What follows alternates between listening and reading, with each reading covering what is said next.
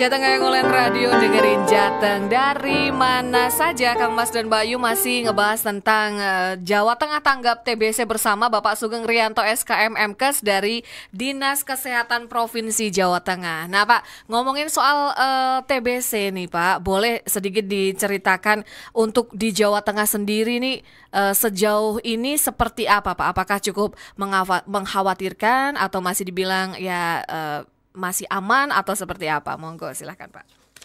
Baik, terima kasih Mbak, Mas dan Mbak Yu. Sedikit saya akan cerita terkait dengan kondisi TBC ya, baik di tingkat global maupun sampai dengan di tingkat Jawa Tengah barangkali ya, biar lebih jelas. Jadi di tingkat global itu Indonesia sekarang sudah pada posisi kedua setelah India. Oke. Ya, jadi ya sangat mengkhawatirkan sebenarnya ya. Oke. Kemudian Indonesia sendiri memiliki beban TB yang cukup tinggi ya. Kalau berdasarkan angka global itu sekitar 1.060.000 kasus TB yang ada di Indonesia. Ya. Di Jawa Tengah sendiri di tahun 2023 kemarin ya, kita itu di target secara nasional itu sebesar 73.856. Oke. 73.000, tetapi kemudian kita mampu menemukan 86.000 sekian gitu ya. Artinya estimasi itu ternyata lebih rendah dibandingkan dengan kondisi sebenarnya. Jadi kalau dilihat seperti ini ya, yang ditanyakan Mbak Dian tadi ya, bisa saya katakan Jawa Tengah juga mengkhawatirkan untuk TBC-nya. Oke, mengkhawatirkan untuk TBC-nya seperti Betul, itu ya Pak iya. ya. Nah, sejauh ini kalau untuk edukasi ke masyarakat, nah kadang kan masyarakat itu ada yang memang sudah melek digital dan mencari informasi sendiri, ada yang mungkin mereka yang jauh tinggalnya di tempat-tempat yang mungkin susah terjangkau, informasi untuk penyakit ini pun juga susah diakses seperti itu. Nah, sejauh ini upaya dari Dinas Kesehatan sendiri seperti apa nih Pak? Iya, jadi kita selain lewat institusi pemerintah, kami juga bekerja sama dengan teman-teman komunitas TB. Jadi di Jawa Tengah kita didukung oleh komunitas yang concern untuk TB, namanya adalah MSI, Mentari Sehat Indonesia. Jadi beliau punya kader di kabupaten kota itu cukup banyak dan itu sangat membantu sekali bagi kami yang ada di sektor kesehatan dalam upaya memberikan edukasi kepada masyarakat. Karena tugas beliau itu adalah yang pertama memberikan edukasi gitu kan, penyebarluasan informasi. Kemudian yang kedua juga membantu di dalam melakukan penemuan dini di masyarakat ya, baik itu terduga maupun kasus TBC yang ada di masyarakat. Selanjutnya peran beliau itu juga melakukan pendampingan di dalam pengobatan. Jadi pada saat seseorang sudah terdiagnosis sebagai pasien TB, itu mereka harus, kalau dia masih sensitif obat, ini pasien ini harus menjalani pengobatan cukup lama, kurang lebih 6 bulan. Lumayan ya Nah, Pak ya. ini kan beresiko sekali nih untuk terjadinya drop out gitu ya. Betul. Oleh sebab itu peran teman-teman komunitas ini melakukan pendampingan. Jadi pada saat semangat minum obatnya sudah mulai turun, dimotivasi kembali, didampingi permasalahannya apa dan seterusnya. Oke, nah kalau untuk mendeteksi secara sederhana nih Pak, mungkin Kang Mas dan Mbak Yu ada yang mendengarkan kita atau melalui tayangan YouTube ini, bagaimana sih mendeteksi apakah kita ini terkena TBC atau kita hanya terkena flu biasa seperti itu, ciri-cirinya seperti apa nih Pak? Ya, jadi orang dengan TBC itu biasanya gejala utamanya itu adalah batuk berdahak. Batuk berdahak itu 2 minggu atau lebih. Jadi biasanya kalau penyakit batuk itu kan orang biasa bilang ini flu biasa gitu kan. Betul. Biasanya cari obat warung. Iya, Ya kan, cari obat warung. yang paling gampang ya Pak. Nggak sembuh terus biasanya ke dokter atau ke pelayanan kesehatan gitu lah. Di pelayanan kesehatan pun kalau misalnya batuknya masih sehari, 2 hari, barangkali kita belum curiga kalau itu TBC. Jadi biasanya diobati dulu sebagai flu. Dikasih obat juga Kasih yang obat biasa. antibiotik biasanya sampai antibiotik dan seterusnya. Tapi ternyata tidak ada perbaikan. Karena kalau memang dia kumannya TBC gitu ya, itu tidak akan mempan dengan antibiotik. Jadi dia memang harus ada obat khusus namanya OAT itu tadi, obat anti tuberkulosis. Nah, Pada saat dia sudah sekian minggu tidak sembuh lah, itu baru ada kecurigaan biasanya, jangan-jangan TBC gitu kan. Nah, terus kita periksa dan gold standarnya kalau di program itu memang penegakan diagnosis TB itu dengan pemeriksaan bakteriologis. Oke. Jadi dia harus mengeluarkan dahak, kemudian dahak itu diperiksa di laboratorium. Kalau sekarang kita sudah punya alat tes cepatnya, namanya tes cepat molekuler. Jadi dalam waktu 2 jam hasil pemeriksaan itu bisa keluar apakah dia TB atau bukan. Gitu. Jadi, itu mendeteksi dininya ya Pak ya. Iya. Untuk penegakan diagnosisnya. Lah pada saat dia terdiagnosis sebagai TBC, ya berarti kan beliau harus mengkonsumsi obat anti tuberkulosis. Jadi obat anti tuberkulosis ini bisa didapatkan di puskesmas atau rumah sakit, ya. Dan ini gratis dari pemerintah. Nah, ini yang perlu digarisbawahi nih. Kadang ada yang bahkan tadi sudah ada yang tanya nih Pak, obatnya mahal, takutnya seperti itu, dan mereka pasti ya sudahlah didiemin aja gitu. Dan ternyata ini obatnya gratis seperti itu ya Pak ya. Jadi kalau kita bicara, obat ini kita konversikan dalam bentuk rupiah, memang harganya cukup mahal. Jadi obat ini satu paket antara 1 sampai 2 juta. Kalau yang masih sensitif obat. Tapi kalau udah yang resisten obat itu bisa sampai 150 sampai 200 juta. Waduh. Jadi lebih mahal lagi. Makanya saya menghimbau sama Mas dan Mbak Yu. Jadi kalau ada keluarga atau di lingkungan Mas dan Mbak Yu yang menderita TBC, tolong dimotivasi, didampingi, dikasih semangat untuk sembuh. Karena kalau misalnya pengobatannya itu tidak teratur, tidak tuntas, dia beresiko untuk menjadi TBC dengan resisten obat. Kalau sudah dengan resisten obat, pengobatannya juga lebih sulit, kemudian biayanya juga lebih tinggi. Walaupun sampai saat ini memang pembiayaan untuk pengobatan masih ditanggung oleh pemerintah. Jadi pemerintah masih concern untuk menyelesaikan TBC. Baik, jadi misalkan di sekitar kita nih Pak, ada yang memang kelihatannya gejala-gejalanya seperti itu. Nah, selain batuk dan juga atau batuk berdarah tadi, mungkin disertai dengan kondisi lemas atau seperti apa gitu Pak? Iya, jadi batuk itu merupakan gejala utama. Saya matur tadi ya. Gejala utamanya adalah batuk berdahak. Kemudian gejala lain, gejala penyertanya itu biasanya ada batuk berdahak disertai dengan darah. Kemudian mungkin disertai dengan nyeri dada. Nyeri dada, kemudian nafsu makan menurun. Nafsu makan menurun. Tentu dampaknya akhirnya berat badan pun akan menurun. Ya, karena diawali dengan nafsu makan itu tadi yang tidak baik. Kemudian ada lagi yang spesifik, itu berkeringat di malam hari tanpa aktivitas. Oh gitu. Iya, jadi pada saat kita tidur misalnya nih, ini sekarang lagi musim hujan, di kamar tidak ada AC misalnya, harusnya sejuk nyaman gitu ya, tapi dia berkeringat, berkeringat tanpa aktivitas gitu kan. Terus tadi nafsu makan sudah ya? Ya, nafsu makan sudah berkurang. Ya, rasa itulah penyakit gejala-gejala penyerta selain batuk berdahak selama 2 minggu itu tadi. Nah, ketika ada keluarga atau tetangga atau sanak keluarga atau saudara nih Pak yang mengalami gejala-gejala tersebut, kemudian dibawa ke rumah sakit dan akan mendapatkan tadi obat gratis yang seperti disampaikan oleh Pak Sugeng. Nah, itu syaratnya seperti apa? Apakah cuma membawa KTP atau harus punya BPJS atau seperti apa Pak? Kalau di program sih sebenarnya tidak memandang dia BPJS atau tidak.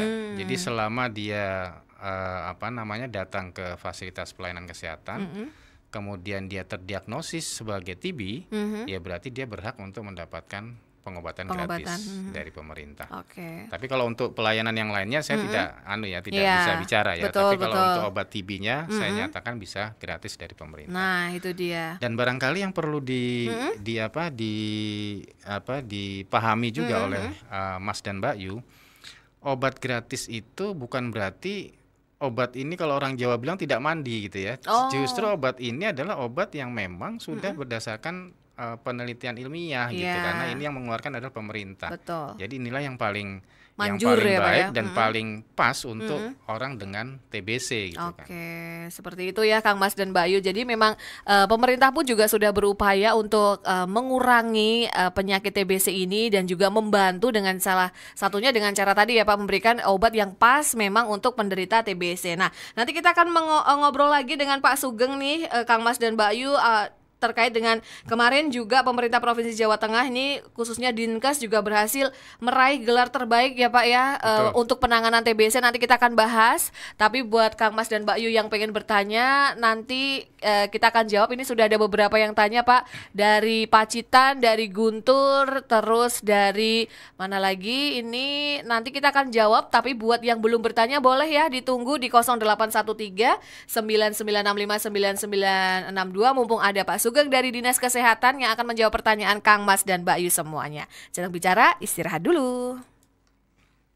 Jatah bicara masih bersama dengan Bapak Sugeng Rianto, SKM MKes dari Dinas Kesehatan Provinsi Jawa Tengah. Dan kita masih membahas tentang Jawa Tengah tanggap TBC. Dan tadi sudah disampaikan beberapa, sedikit lah disampaikan oleh Pak Sugeng tentunya bagaimana caranya penyakit TBC itu seperti apa, penularannya, bahkan sampai pengobatan. Pemerintah pun juga sudah membantu berupa obat tadi ya Kang Mas dan Mbak Yu. Nah, sekarang kita mau tanya nih, bagaimana pemerintah Provinsi Jawa Tengah ini khususnya Dinkes ya, karena kan kemarin berhasil nih Pak meraih gelar terbaik dalam penanganan program penyakit TBC ini. Bisa diceritakan, silahkan Pak. Baik, terkait dengan kegiatan Jateng yang sudah dilakukan selama ini untuk penanggulangan TBC, kalau kita bicara eliminasi TBC, itu kan memang bagaimana kita mampu menemukan kasus TB yang ada di masyarakat, kemudian kita obati untuk memutus mata rantai itu. Sehingga kita memang tahun kemarin itu sedang giat-giatnya untuk bagaimana bisa menemukan kasus TB yang ada di masyarakat. Dan kita memang tahun kemarin tidak terpaku hanya pada vaskes pemerintah. Jadi kita coba mengembangkan penemuan kasus TB ini pada vaskes swasta. Jadi kita sudah mulai merangkul teman-teman yang ada di layanan swasta, baik itu di rumah sakit, kemudian di klinik, termasuk pada dokter-dokter praktek mandiri. Yang selama ini barangkali mereka memang sudah menemukan tetapi tidak terlaporkan. Itu yang jadi masalah. Nah, akhirnya kita mencoba menggandeng mereka gitu ya, melalui puskesmas, karena puskesmas yang punya wilayah gitu kan. Betul. Puskesmas punya wilayah. Kita mencoba menyarankan kepada puskesmas untuk mencoba melakukan pemetaan di wilayah kerja puskesmas ini, mana-mana klinik dan rumah sakit, klinik dan dokter praktek mandiri yang ada di wilayah kerja puskesmas. Kemudian setelah itu terdata atau terpetakan, kita motivasi, kita dorong untuk mau ber-MOU dengan puskesmas. Ya, ber-MOU ya dalam arti pada saat mereka menemukan terduga atau kasus TB di layanan, itu harapannya dilaporkan kepada puskesmas, gitu kan. Kemudian beliau juga diberi keleluasaan untuk bisa memberikan pengobatan di layanan tersebut. Jadi tidak harus kasus yang sudah ditemukan di layanan ini harus diobati di puskesmas, tidak. Tapi justru kami membantu untuk mendistribusikan kebutuhan obat yang ada di klinik maupun di layanan swasta lainnya. Pada saat beliau berkomitmen untuk menjalani pengobatan di sana. Karena kita berusaha untuk memberi kenyamanan pada pasien, ya. Mereka disuruh memilih pada saat dia sudah didiagnosis TB, mereka disuruh memilih mau menjalankan pengobatan di mana. Karena kadang-kadang masih ada ya di masyarakat itu masih ada stigma. Gimana itu Pak? Stigma, jadi penyakit TBC itu dianggap penyakit yang memalukan. Iya, betul. Jadi ada memang masyarakat yang kemudian pada saat mereka sudah terdiagnosis sebagai TB, itu mereka tidak mau berobat di puskesmas yang ada di wilayah rumahnya gitu kan, di wilayah rumahnya. Dia justru memilih di luar wilayah. Alasannya apa? Biar tetangga pada nggak tahu. Gitu kan. Nah, inilah yang mindset inilah yang harus kita rubah pelan-pelan. Jadi melalui teman-teman di komunitas kita juga berupaya untuk melakukan pendekatan kepada masyarakat, jangan orang dengan TBC itu dijadikan stigma. Justru Betul. bagaimana orang dengan TBC ini kita dekati, kita motivasi supaya dia mau menyelesaikan pengobatan, akhirnya dia tidak beresiko untuk menularkan orang-orang yang ada di sekitarnya. Nah, itu dia. Tapi kalau misalnya masyarakat masih memandang TBC ini sesuatu hal yang menjijikkan, sesuatu hal yang memalukan dan seterusnya, ya akhirnya kasihan ini penderita TBC, ya kan? Betul. Dan akhirnya dia juga frustasi, dan saya takut khawatirnya itu malah dia berpikiran ya udah mendingan saya nularin aja orang-orang yang ada di sekitarnya. Itu yang bahaya ya Pak ya, malahan ya. Oke, nah sejauh ini Pak, apakah sampai ada yang memang benar-benar ketika mereka menjalankan perawatan dan pengobatan dengan rutin dan dengan benar mengikuti semua prosedurnya yang dinyatakan benar-benar sembuh total gitu Pak, ada atau bagaimana? Banyak. Jadi angka di Jawa Tengah itu kita kan target untuk keberhasilan pengobatannya 90% ya. Mantap.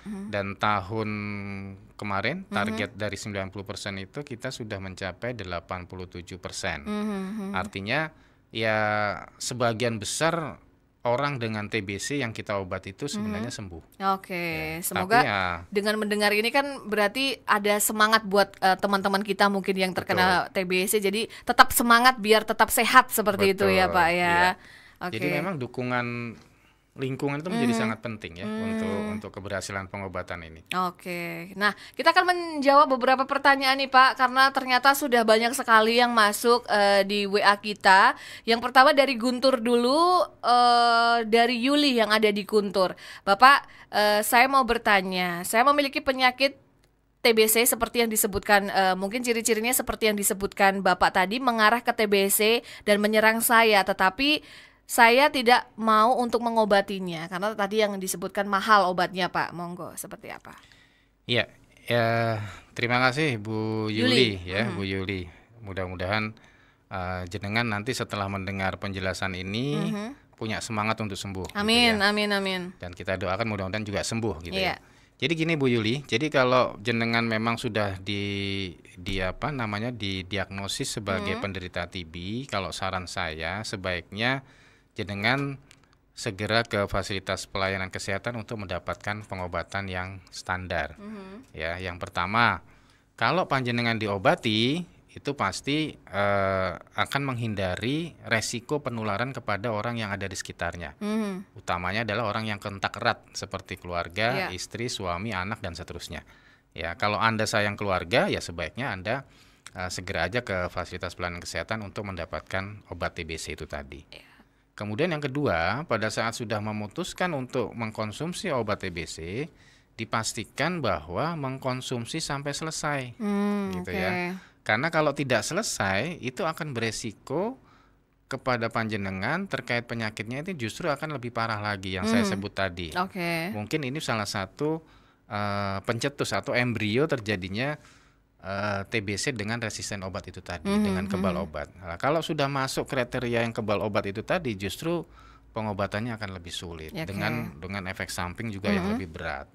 Jadi saya sarankan sekarang segera aja bergegas untuk ke Vaskes, lapor kepada petugas untuk mendapatkan obat anti tuberkulosis itu tadi. Baik, itu tadi ya Bu Yuli yang ada di Guntur ya. Jadi bisa langsung ke dokter, jangan malu juga, atau langsung ke puskesmas, jangan malu juga, karena nanti akan dibantu di situ ya Pak ya, akan dijelaskan. Dan untuk saat ini sih untuk obatnya masih gratis seperti itu ya, difasilitasi oleh pemerintah.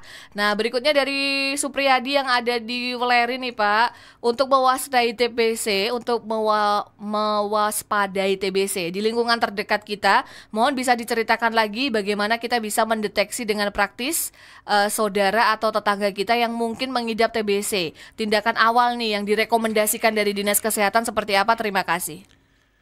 Baik, jadi kalau Pak Supriyadi di lingkungannya ada orang yang menderita batuk terlalu lama gitu ya. Walaupun orang dengan batuk itu tidak semuanya TBC, tetapi paling tidak kita sudah waspada lebih awal. Waspada lebih awal. Artinya apa? Artinya pada saat dia batuk tidak sembuh-sembuh, sarankan aja untuk diperiksakan ke puskesmas untuk mendapatkan pelayanan lebih lanjut, dan pastikan pastikan sampaikan kepada petugas puskesmas bahwa batuknya ini sudah lama sekian hari atau sekian minggu. Sehingga puskesmas nanti akan bisa mengambil keputusan, oh jangan-jangan ini adalah penyakit TBC, sehingga dia akan dilakukan pengobatan pemeriksaan secara standar oleh puskesmas untuk penegakan diagnosisnya. Jadi disarankan itu aja. Kalau mendengar batuk, ya bukan berarti terus langsung, wah ini TBC, jangan. Nanti tetangganya bisa ngamuk-ngamuk gitu kan. Tapi diajak ngobrol aja santai. Saya lihat kok batuk-batuk terus Pak, udah berapa lama batuk gitu kan.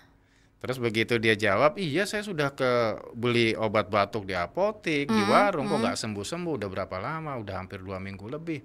Buat coba diperiksakan di puskesmas Pak, jangan-jangan ya kita bukan kita lebih waspada lebih baik gitu kan. Betul. Jangan-jangan TBC Pak, kasihan nanti kalau TBC keluarga yang ada di sekitarnya itu beresiko untuk tertular gitu kan. Dimotivasi aja seperti itu. Oke, dan jangan takut karena ini juga aman seperti itu ya Pak ya. Maksudnya demi kesehatan juga lebih baik mencegah ya Pak daripada sudah terlanjur. Nah, kalau untuk penularannya sebenarnya bagaimana sih Pak? Maksudnya ketika kita di lingkungan kita ada yang mengidap TBC ini dan untuk menularkan ke yang lain itu seperti apa Pak? Iya, jadi perlu diketahui Mas dan Mbak Yu bahwa orang dengan TBC itu pada saat dia bicara saja dia sudah mengeluarkan bakteri sebanyak 200. Waduh, 200 ya Pak? Bicara aja ya. Kemudian pada saat batuk itu ada sekitar 3.500 yang keluar. Waduh, kuman TBC-nya. Pada saat dia bersin itu bisa sampai 1 juta. Wah, Ya Mas dan Bayu harus percaya daripada disuruh ngitung nanti malah susah lagi ya kan. Benar. Jadi ketika ngomong aja 200 bakteri, batuk sampai dengan 2.500. 3.500. Bahkan bersin sampai 1 juta. Artinya pada saat kuman itu keluar, ya kan, orang yang ada di sekitarnya itu sangat berisiko sekali untuk tertular. Jadi kalau berdasarkan literatur yang saya baca, satu penderita TBC itu bisa menginfeksi 10 sampai 15 orang yang ada di sekitarnya. Waduh. 10 sampai 15 ya, cukup banyak menginfeksi. Tapi orang terinfeksi belum tentu sakit. Iya, karena tergantung daya tahan tubuh, ya? Betul. Tapi minimal dari 10 atau 15 itu satu orang pasti akan menderita TBC. Waduh. Jadi cukup gampang karena dia penularannya itu penyakit ini adalah penyakit airborne disease, jadi penularan melalui udara, ya melalui droplet yang dikeluarkan kemudian dibawa oleh udara, dihirup oleh orang yang ada di sekitarnya. Jadi sangat mudah sekali menular. Seperti itu ya. Jadi tetap harus hati-hati nih Kang Mas dan Bayu. Kalaupun batuk-batuk ya sadar diri pakai masker seperti itu ya Pak ya. Betul. Next kita akan menuju ke daerah Pacitan. Ini tadi yang bertanya Pak, saya sedang mengkonsumsi obat TBC. Air seni atau air mata berubah menjadi warna oranye. Apakah itu berbahaya Pak? Iya. Ya, terima kasih. Ini pertanyaan cukup baik ya dari Pak Yoyo. Pak Yoyo, Pak Yoyo Pacitan. Jauh juga nih, Jawa Timur berarti ya. Jawa Timur Pak, iya. Udah lintas batas ini. Ya Pak Yoyo, jadi obat TB itu memang ada salah satu obatnya yang menyebabkan air kencing dan air mata itu berwarna merah ya, merah ke oren-orenan gitu lah. Itu sebenarnya tidak berbahaya. Itu memang adalah efek dari kita mengkonsumsi obat TBC itu. Jadi silakan dilanjutkan saja, tidak perlu khawatir dan tidak perlu takut. Nah kira-kira kalau berwarna merah atau orange itu akan berlangsung berapa lama itu Pak? Ya selama dia mengkonsumsi obat TBC. Ya. Berarti jangan terus panik ya. Mungkin ketika keluarganya ini kok warnanya ini, jangan langsung panik ya. Ternyata memang itu pengobatannya seperti itu. Baik, kita akan istirahat lagi nih Kang Mas dan Mbak Yu, sambil nanti kita akan balik untuk menjawab pertanyaan-pertanyaan yang sudah masuk. Yang belum masuk boleh ditunggu masih di 0813 9965 9922. Nanti Pak Sugeng dari Dinas Kesehatan Provinsi Jawa Tengah akan menjawab pertanyaan Kang Mas dan Mbak Yu. Dan kita akan melanjutkan menjawab pertanyaan yang sudah masuk di WA kita. Berikutnya dari Rina yang ada di Magelang. Selamat siang Pak, untuk efek penyakit TBC ini apakah berdampak atau tidak ya pada ibu hamil? Karena saya saat ini sedang hamil. Gimana? Monggo silakan Pak. Iya, selama ini memang obat TBC ini tidak bukan merupakan kontraindikasi terhadap ibu hamil. Tapi kalau menurut saya, karena panjenengan lagi dalam kondisi hamil, ya sebaiknya silahkan dikonsultasikan dengan dokter kandungannya. Ya, biar lebih nyaman gitu kan, biar betul, yakin betul. gitu kan. Kalau yang bicara dokternya langsung kan panjenengan pasti akan lebih yakin. Tapi kalau secara program, memang OAT ini bukan merupakan ibu hamil itu bukan merupakan kontraindikasi untuk mengkonsumsi obat anti tuberkulosis ini. Oke, seperti itu ya, Mbak Rina yang ada di Magelang. Berikutnya, ini selamat siang, saya Ahmad dari Tembalang mau nanya, apakah ada faktor resiko tertentu nih yang membuat seseorang lebih rentan terhadap infeksi TBC, Pak? Iya, jadi orang yang beresiko tinggi untuk tertular TBC itu yang pertama adalah balita. Oh, justru malah balita iya, ya, Pak ya? balita karena dia masih rentan kan, jadi mudah sekali untuk terinfeksi, termasuk terinfeksi TBC. Kemudian orang yang sudah masuk kriteria manula ya, sudah tua. Jadi yang paling paling muda sama paling tua ini paling beresiko untuk tertular TBC. Kemudian orang dengan penyakit kencing manis. Penyakit kencing manis itu juga beresiko untuk tertular TBC, termasuk orang dengan HIV. Ya, karena kita tahu orang dengan HIV itu kan kekebalan tubuhnya yang diserang ya. Betul, jadi betul. mereka mudah sekali untuk terinfeksi, termasuk orang dengan status gizi rendah. Itu juga gitu ya, Pak ya? itu juga merupakan salah satu kelompok yang beresiko untuk tertular TBC. Oke, jadi memang harus benar-benar hati-hati ya. Kalau misalkan dewasa kan kita paham nih mengobatinya seperti apa. Nah, kalau balita nih Pak, bahkan untuk mendeteksinya pun juga kadang kita, wah ini paling cuma flu biasa seperti itu ya Pak ya. Jadi memang harus penjagaannya yang ekstra juga Kang Mas dan Mbak Yu ya. Semoga sudah menjawab ya untuk Mas Ahmad yang ada di Tembalang. Berikutnya dari Demak ini mau tanya, tadi juga sudah sempat dijawab, mungkin diceritakan sedikit aja Pak penularan TBC. Monggo silahkan. Iya, jadi kalau kita bicara penularan TBC, orang dengan yang pertama kontak erat dengan penderita TBC itu sangat beresiko sekali tertular ya, karena memang kita tahu orang dengan TBC bicara saja dia sudah mengeluarkan 200 kuman gitu ya. Betul. Dan sampai bersin itu tadi 1 juta kuman. Jadi orang yang kontak dengan penderita TBC ini menjadi sangat beresiko untuk tertular gitu ya. Terus pertanyaannya apa tadi? Jadi lupa. Ini pertanyaannya cara menularnya Pak. Cara menularkannya seperti apa ya, gitu. menularnya itu melalui droplet. Droplet itu adalah percikan air ludah pada saat kita bicara yang keluar atau pada saat kita batuk yang keluar yang dibawa oleh udara. Jadi airborne disease. Jadi melalui penyakit ini ditularkan melalui udara. Jadi kuman itu dibawa kemudian dihirup oleh orang yang ada di sekitarnya. Dan kalau secara teori orang yang akan terinfeksi di sekitarnya itu sekitar 10 sampai 15 orang. Kalau di situ ada sumber penularan. Iya, ada sumber misalkan yang terkena penyakit TBC. Betul. Seperti itu ya Pak ya.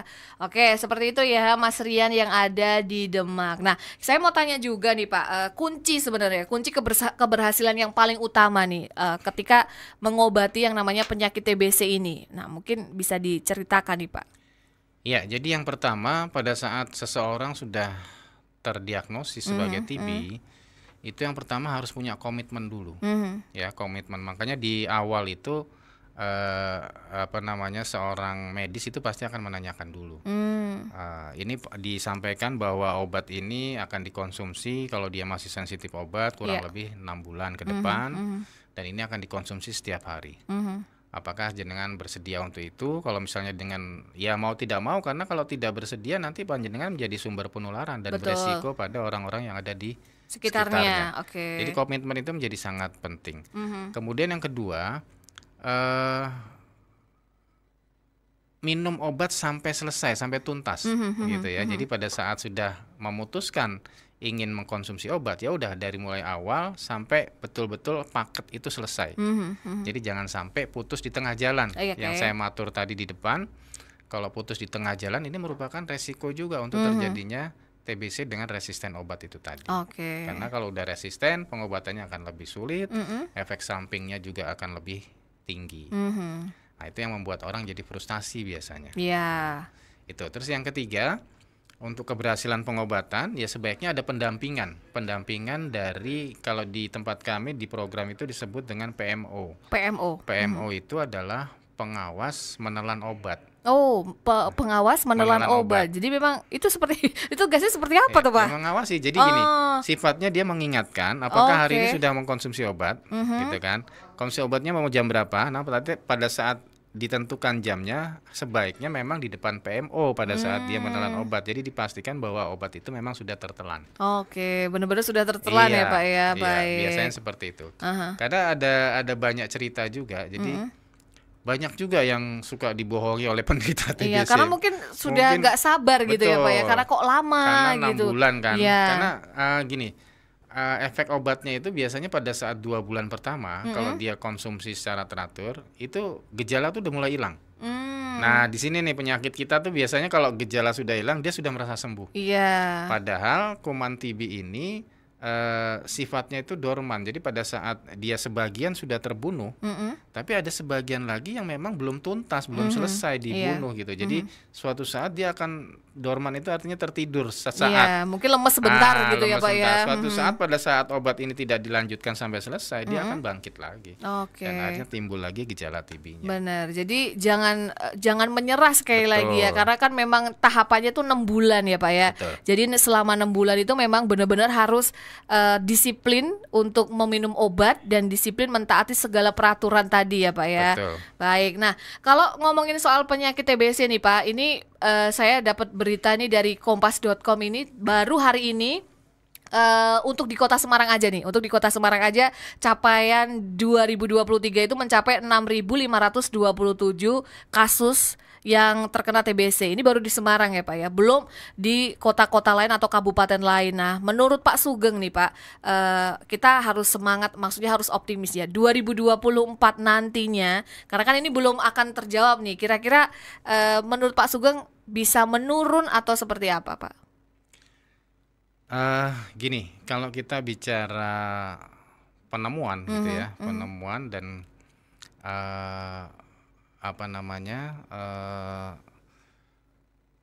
semakin baik, semakin banyak itu semakin baik, gitu kan. Tapi pertanyaannya kan sampai kapan ini semakin baik, semakin baik gitu kan.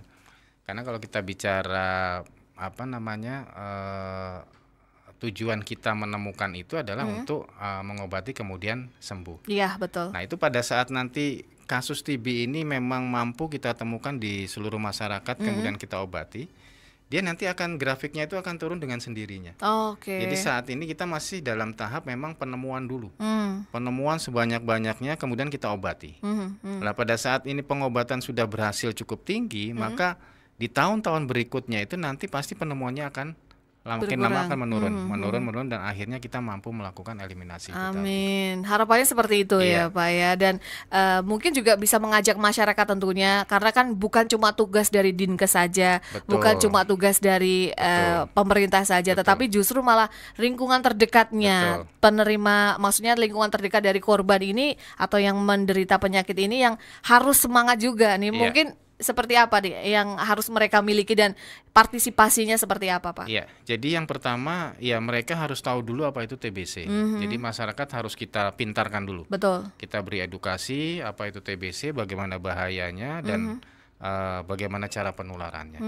Nah, setelah itu mereka kita ajak untuk bersama-sama menemukan sedini mungkin kasus TBC yang ada di masyarakat. Ya salah satunya itu tadi dengan mengenali, tahu gejalanya, paling tidak dia bisa memotivasi masyarakat yang ada di lingkungannya. Kalau memang mirip dengan gejala itu, ya sebaiknya dimotivasi untuk mau berobat ke Fasiankes untuk memastikan. Karena kalau itu tadi yang kita bicarakan di awal, kalau kita selalu memandang batuk itu adalah penyakit yang biasa, akhirnya dia tidak akan tertarik untuk berobat ke fasilitas pelayanan kesehatan. Paling dia hanya beli obat di apotik, dia pikir selesai gitu kan. Tapi kalau itu tidak pernah selesai, nah inilah yang harus kita motivasi, jangan-jangan ini TBC gitu kan. Ini yang harus aware-nya mereka yang ada di lingkungannya ini untuk mendukung pada saat penemuan dini kasus TB yang ada di masyarakat. Dan nanti pada saat kasus itu memang sudah ditegakkan ternyata TBC, ini juga mohon dukungan juga dari masyarakat. Jangan kemudian mereka dikucilkan. Iya, itu Tapi yang penting justru ya, Pak. tapi justru bagaimana mereka dimotivasi supaya dia juga mau sembuh. Karena pada saat dia sembuh berarti kita sudah menghilangkan sumber penularan. Iya. Nah, pada saat sumber penularan itu sudah hilang, artinya lingkungan itu jadi aman untuk tidak tertular TBC lagi gitu. Itu yang harus kita kembangkan ke masyarakat supaya masyarakat tidak menjadi tidak mendiskriminasi lah istilahnya. Betul. Orang dengan TBC gitu. Benar sekali, karena pun juga itu penyakit yang sebenarnya ya menular memang, tapi ya bisa disembuhkan. Betul. Seperti itu ya Pak, asalkan memang mentaati apapun yang tadi sudah disarankan seperti itu. Nah, sejauh ini nih Pak, karena Bapak sudah sering sekali nih dari bahkan malang melintang untuk menangani penyakit ini. Nah, mungkin kendala terberat nih Pak dari Pak Sugeng sendiri nih yang biasa dihadapi nih di masyarakat seperti apa nih Pak? Ya, jadi perilaku masyarakat itu kan memang tidak bisa kita samaratakan ya. Jadi di masing-masing daerah itu mesti ada aja masalah-masalah yang menurut saya itu juga menjadi kendala buat program. Jadi salah satunya itu tadi.